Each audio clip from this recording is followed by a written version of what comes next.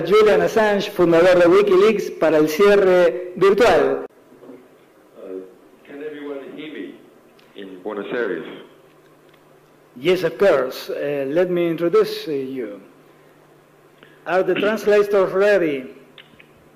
Okay, we'll try and do this. So this is the first time that I have spoken to people outside the embassy since my internet was cut off. It's a bit unusual for me to be trying to do a talk by telephone, but I like a challenge, so we're going to try and do it. Normal para mí hablar por teléfono así, pero vamos a intentar hacerlo mejor.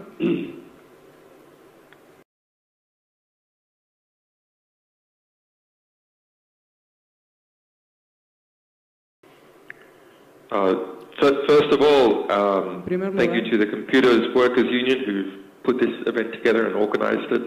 I see that quite a lot of universities are involved in Argentina, and there's some interesting people here. It's quite nice to see actually such support for the free software movement and for ideals that I have fought for a long time by the government of Argentina and other institutions within Argentina.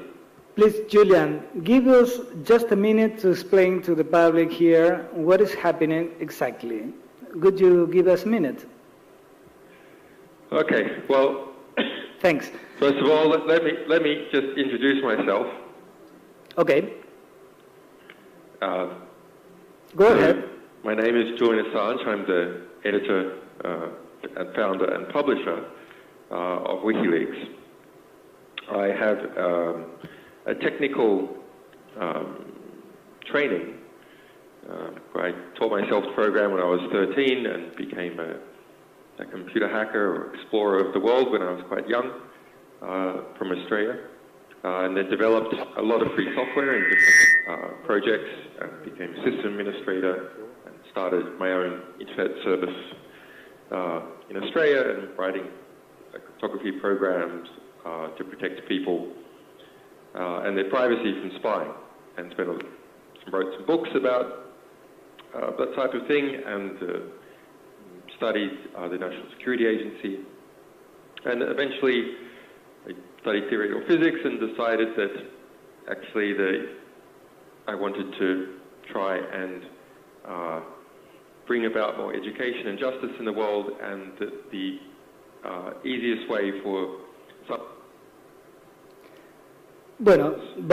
the Democratic primary election between Hillary Clinton and Bernie Sanders principally had been rigged in favor of Hillary Clinton by the committee that runs the US Democratic Party in many different ways, including pushing out fake stories that Bernie Sanders supporters were trying to organize violence, making sure that more of the money went to Hillary Clinton, and so on. When we released those 20,000 emails, we did it in a way which we've become famous for, which is to make a special customized search engine to search them. It's actually quite hard to make a search engine to display and search through email because there's so many broken mail standards and mail programs. So it's quite a lot of work. And it encouraged all the people in the United States and some outside the United States who were interested in the election to sort through them. So this punched a hole in the media censorship that exists in the United States, where 4 of the 5 top TV networks and about 8 of the 9 major publications in the United States are biased in favor of Hillary Clinton.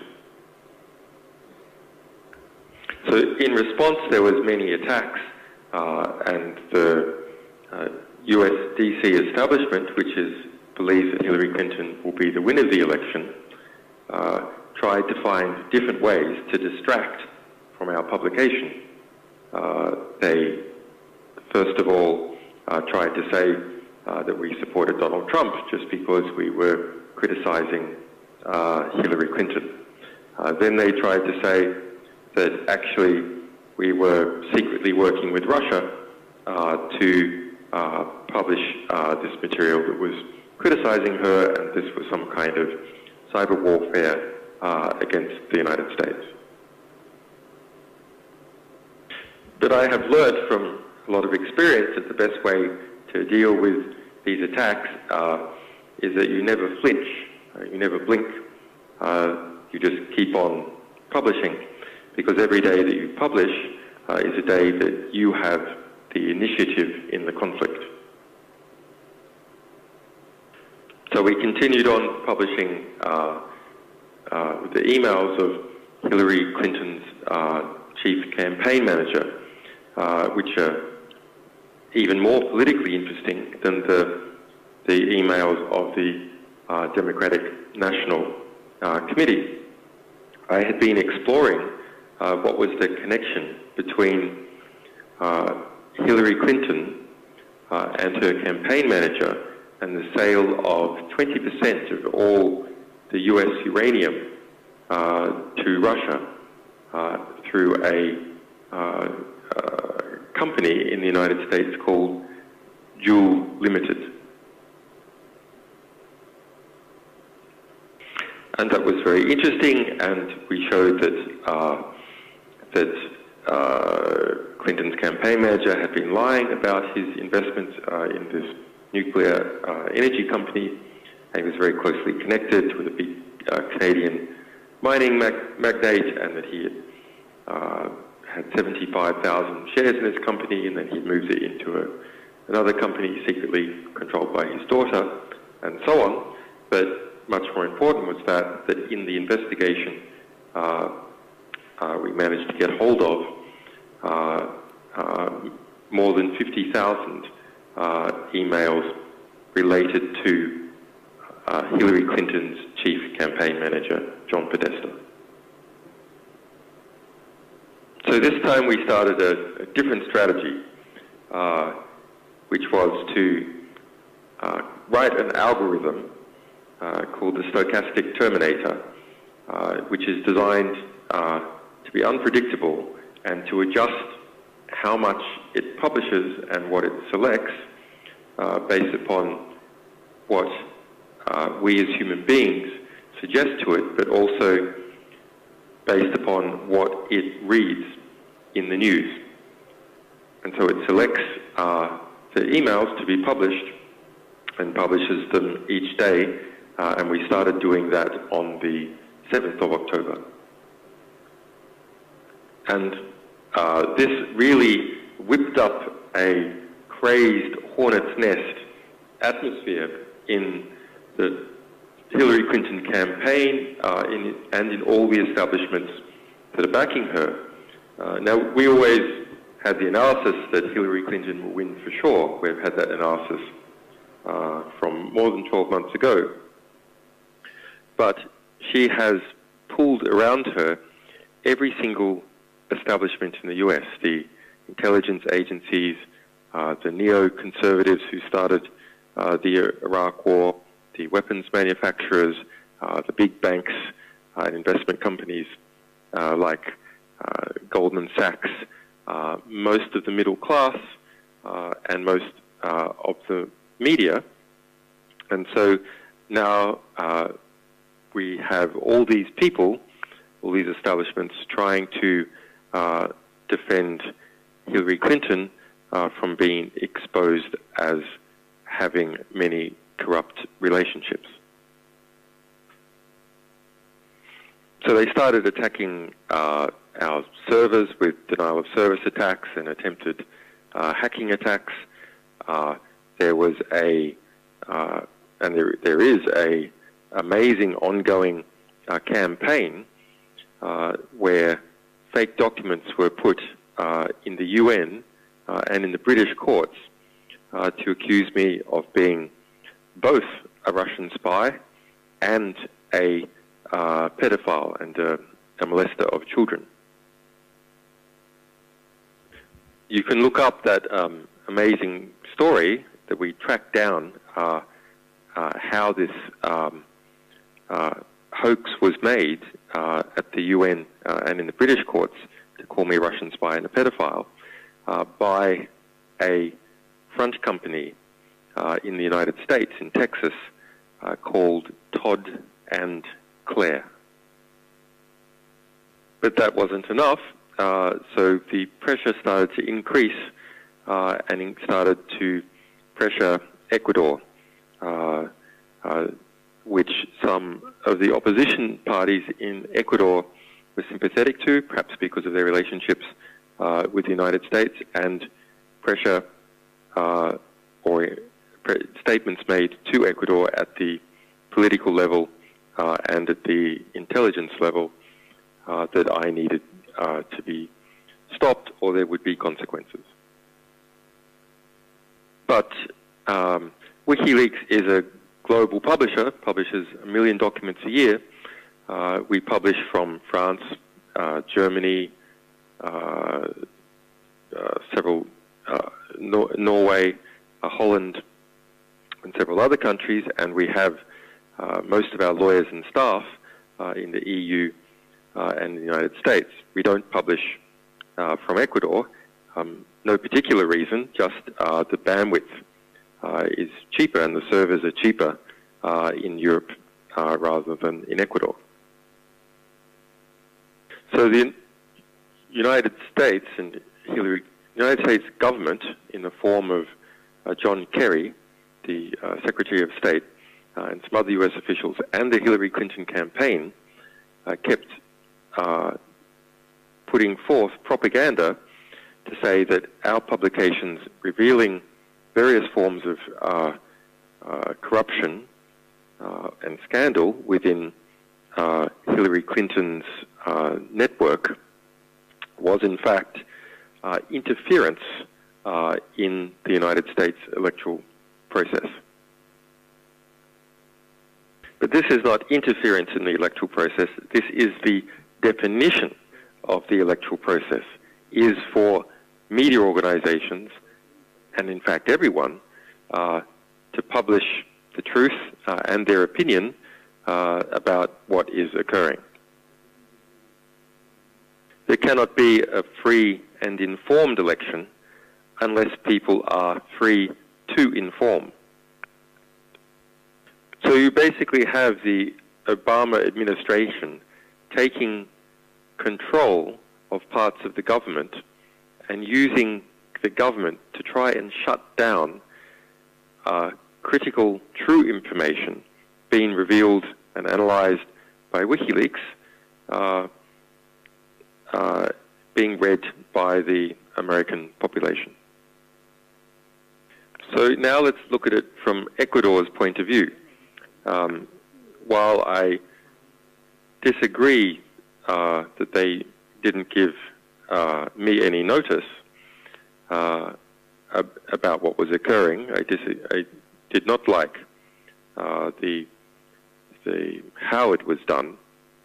I am very sympathetic as to the concern that the Ecuadorian state had. Ecuador, like most states that are not empires, has a policy of non-intervention in the interior processes, including elections, of other states.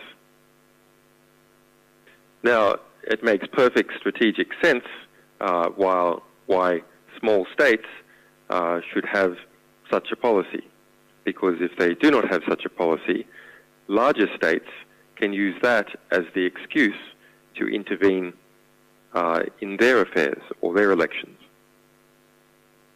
So here we have a dilemma. On the one hand, Wikileaks is a publisher that doesn't publish from Ecuador, and it is a publisher.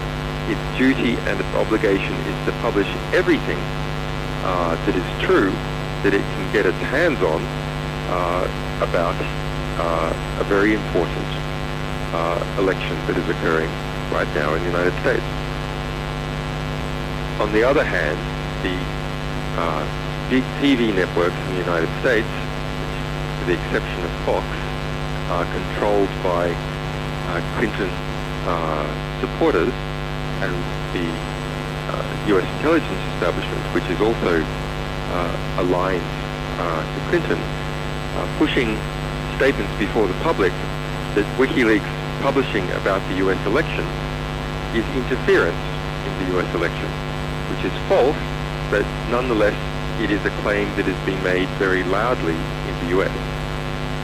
And this claim, although false, could be used to legitimize the United States interfering in Ecuador's election next year.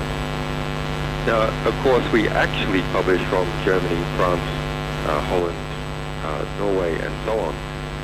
The United States has, as far as we're aware, not tried to apply significant country pressure to those countries. But I am a symbol as the ideological leader of WikiLeaks, and that symbol is being protected as a political refugee by the state of Ecuador. So they think they can go after the symbol, and they think they can bully or try to bully Ecuador because it is a state in Latin America that's not the size of Brazil. So we end up with a strategic position by Ecuador that the internet, the embassy, is shut off until the end of the election, so that Ecuador's policy of non-intervention can't be misinterpreted by actors in the United States and even domestically in Ecuador. Of course, I don't agree with it, but I understand it.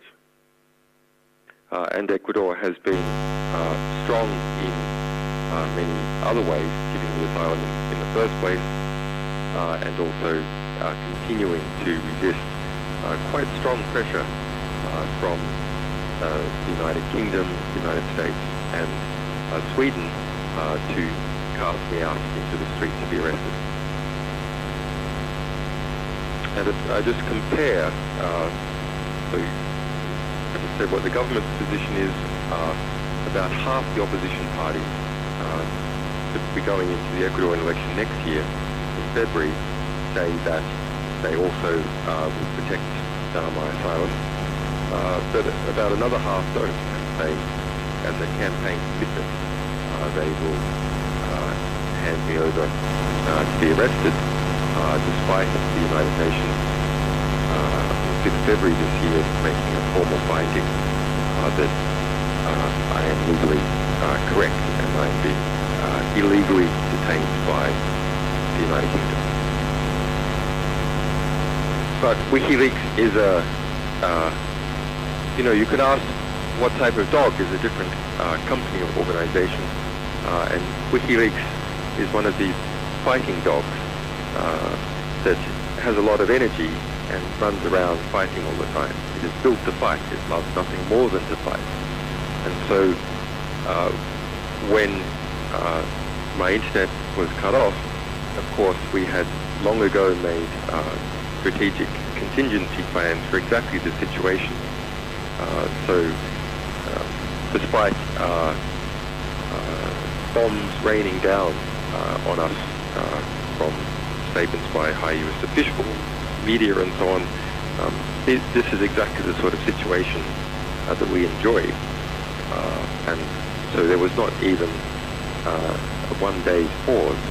We just continued on publishing the next day, even though I was cut off from my team.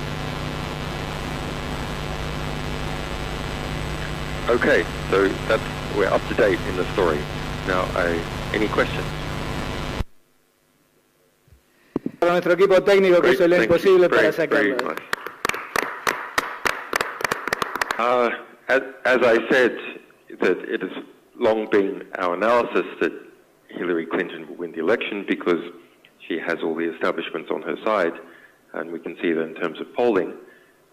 If someone like Donald Trump, who has a great many problems, I'm sure all of you are aware of it, but if he managed to get up near the 48-50% level of the polling, which he has on just 2 occasions across the different polls, united, then immediately those big media networks and the funders get together and smash him back down.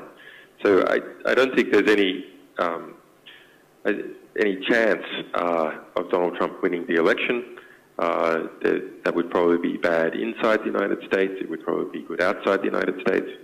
But even with the amazing material that we are publishing and will continue to publish, because even though we publish it and there's a lot of people on the internet reading it directly,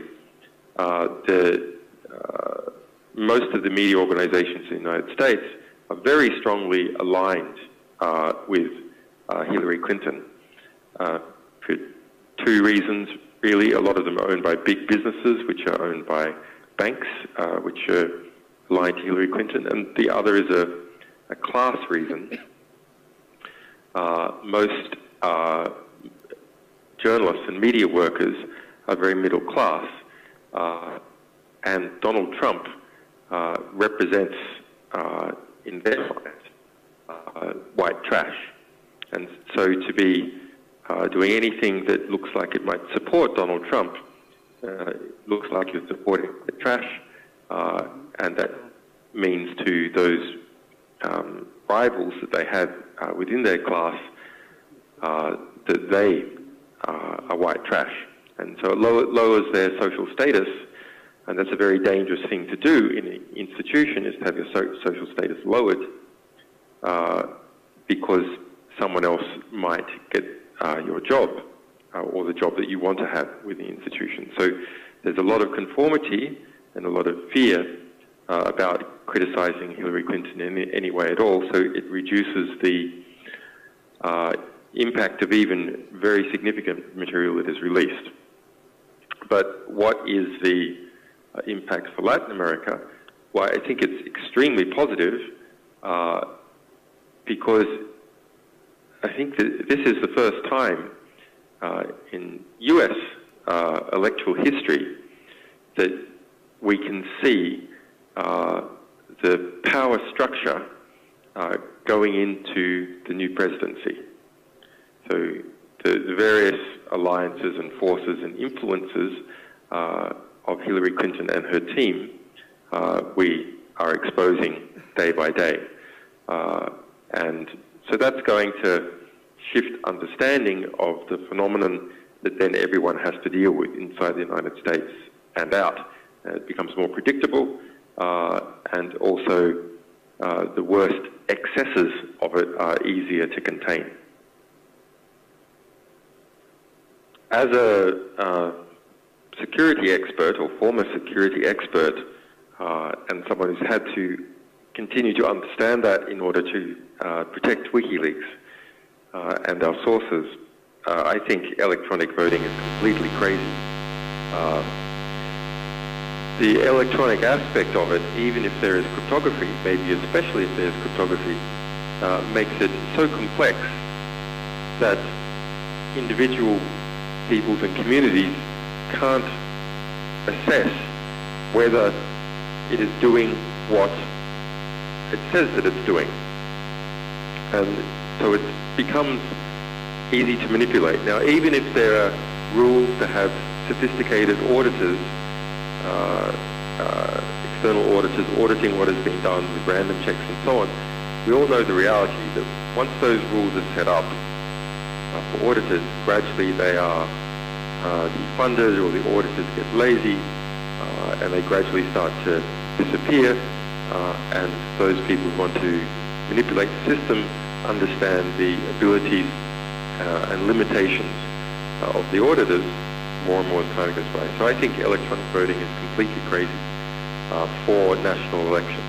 perhaps for some other things it might be all right, but national elections, where there's real power involved, I think this is mad. On the second part of that question about overseas processing data in the United States and elsewhere, obviously information, if it's in US jurisdiction, is accessible to US authorities. However, that said, it might even be more accessible if it's not in US jurisdiction, because they hack it and steal it anyway. So this issue of the breakdown in areas of jurisdiction or areas of sovereignty is a much broader issue, which is causing a disappearing of effective borders, a blending in or a merging in of different states with each other. There's a lot of benefit to that, but on the other hand, it seems quite likely that the largest, most powerful electronic states, like the United States, maybe like China in a few years, will be able to hold and gather together critically important functions of other countries, and then we'll be able to squeeze these functions, both in terms of obtaining data from them, but possibly more importantly, in terms of demanding fees in court cases, or simply cutting off access.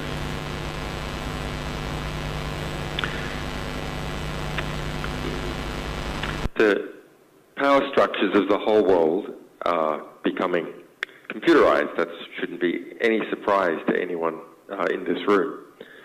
And therefore we, as technological workers, can have a unique ability to shape the power that is to become, and not simply be useful idiots, which is how politicians and generals and company executives think of most technical workers, but rather be intelligent, skilled technicians that understand not just about our technical labours, but understand how our technical labours interface and facilitate the evolving structure of international civilization and, of course, within our own country. Now, efforts to establish our own rules and our own culture in, say, the free software community have produced really quite important advances, but at the same time, some of those advances, like free software, are also being treated as a common and gobbled up by ever larger corporations like Google, or ever more abusive mega government institutions like the National Security Agency, which uses Linux and free software all over the place. That's nothing for us to be proud of, that the fruit of our minds is being used in that way.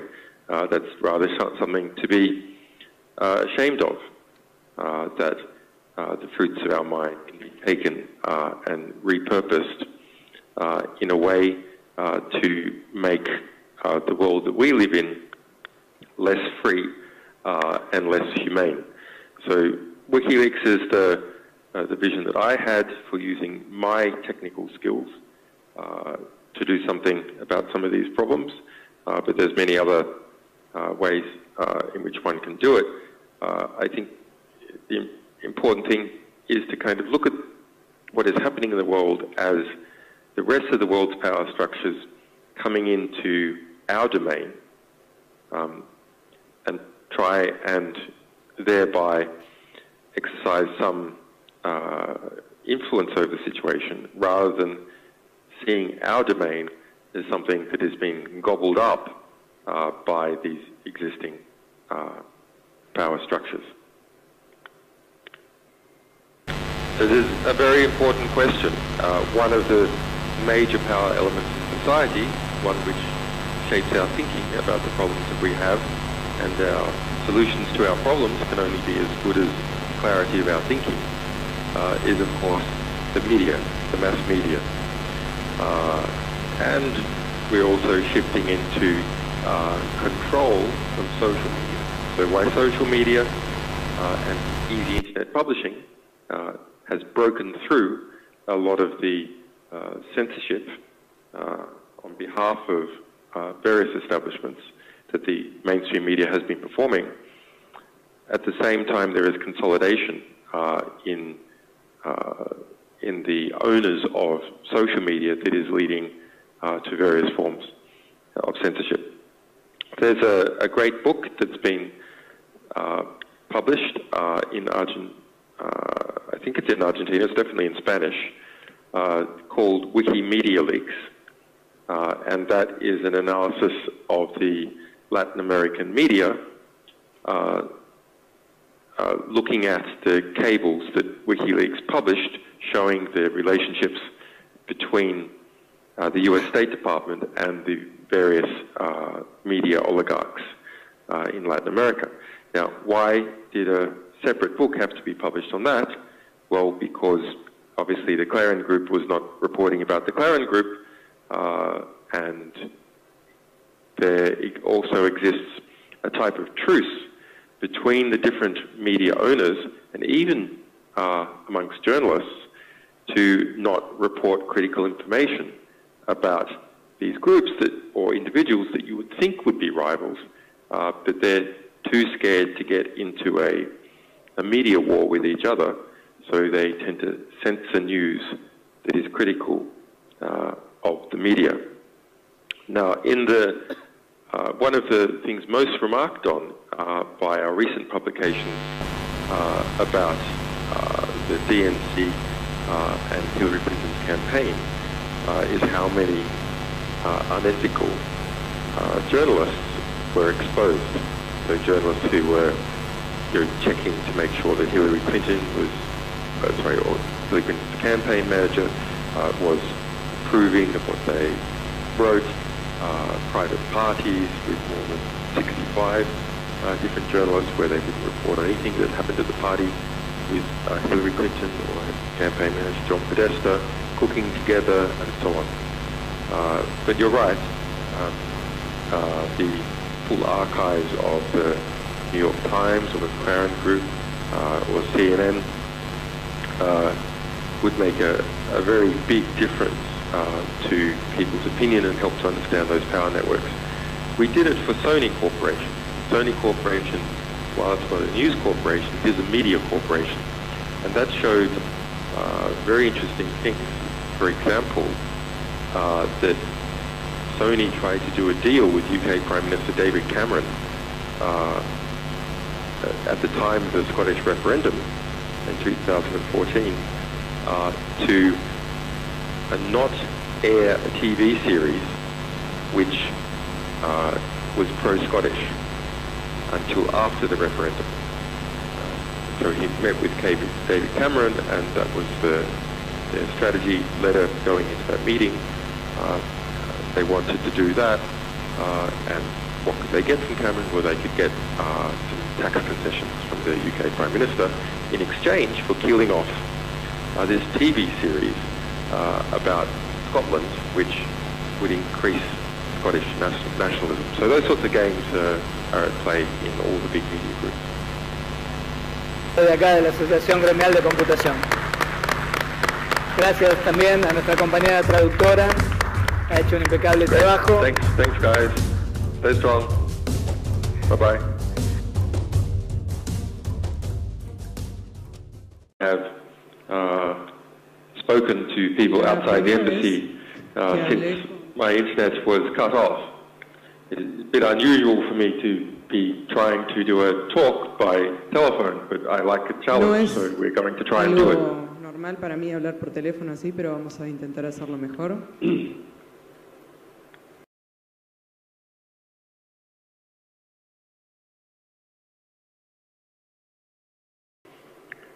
So first of all, thank you lugar, to the Computers Workers Union who've put this event together and organized it.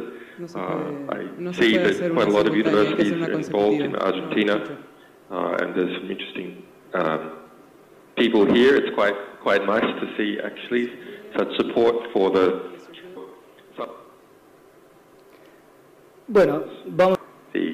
Democratic primary election between Hillary Clinton and Bernie Sanders principally had been rigged in favor of Hillary Clinton by the committee that runs the US Democratic Party in many different ways, including pushing out fake stories that Bernie Sanders supporters were trying to organize violence, making sure that more of the money went to Hillary Clinton, and so on. When we released those 20,000 emails, we did it in a free software movement and for ideals that I have fought for a long time by the government of Argentina and other institutions within Argentina.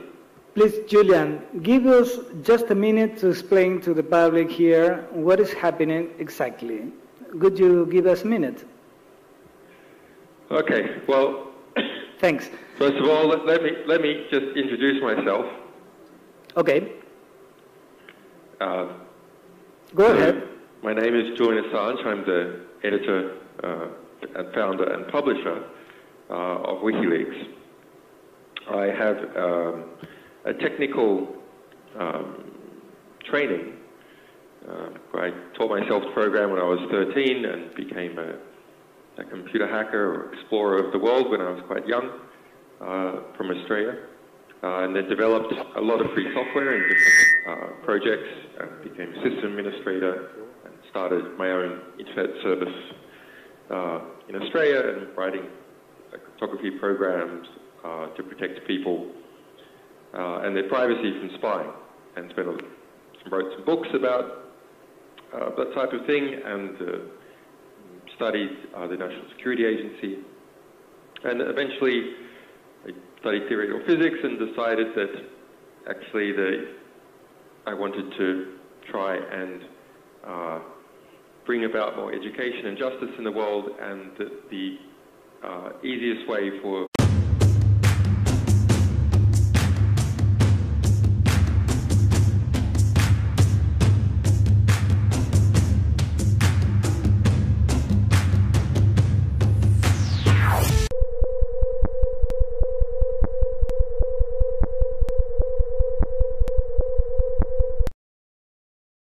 Julian Assange, fundador de Wikileaks, para el cierre virtual.